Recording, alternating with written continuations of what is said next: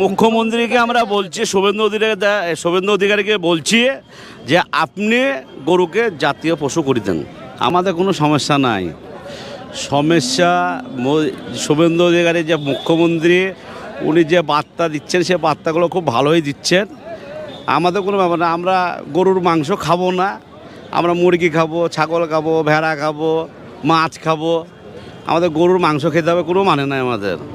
এতে কি গরু, আপনি যেমন বলছেন মুরগির মাংস বা ভেড়ার মাংস বা ছাগলের মাংস, এই যখন এর উপরে চাপটা পড়বে দাম কি বৃদ্ধি পাবে? ছাগলের মাংস প্রায় 2000 টাকা, মুরগির মাংস প্রায় 500 থেকে 600 টাকা কেজি কিলো হবে মনে হচ্ছে আশঙ্কা। যদি দাম বাড়ে সেভাবে ধরেন, যেরকম যদি মুরগি যদি 2000 টাকা কিলো হয় তা আমরা 200 খাবো।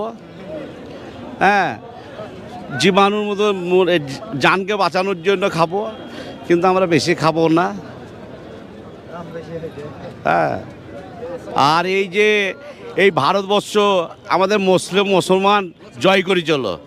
হ্যাঁ, আজকে যতটা হিন্দু আছে, এই হিন্দু আজকে মুসলমানদের জন্য আজ বেঁচে আছে। হ্যাঁ, যখন আমাদের ভারতবর্ষ যখন ইংরেজরা যখন দখল করে চলো, তখন আমাদের এই মুসলমান ভাইরা তারা জীবন দিয়ে তারা এই ভারতবর্ষকে তারা আটকে রেখেছে। তারা আমাদের মুসলমান ভাইদের জন্য যদি কুরবানি শুভেন্দু অধিকারী বন্ধ করে দিতে পারে, তাহলে আমরা খাওয়া বন্ধ করতে পারবো।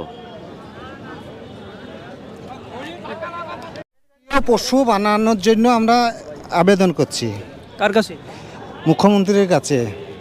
গরুকে জাতীয় পশু হিসেবে? হ্যাঁ, জাতীয় পশুর সাথে আমরা আবেদন করছি, শুভেন্দু অধিকারীকে বলছি। এতে তো মুসলিম সম্প্রদায়ের মানুষ গরু খেতে পারবেন না।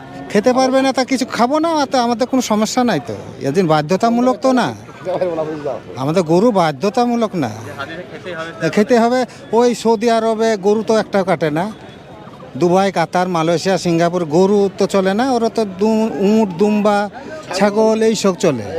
তো এরও অসুবিধা নাই, তার যদি সুবিধা হয় তাতে আমাদের কোনো সমস্যা নাই।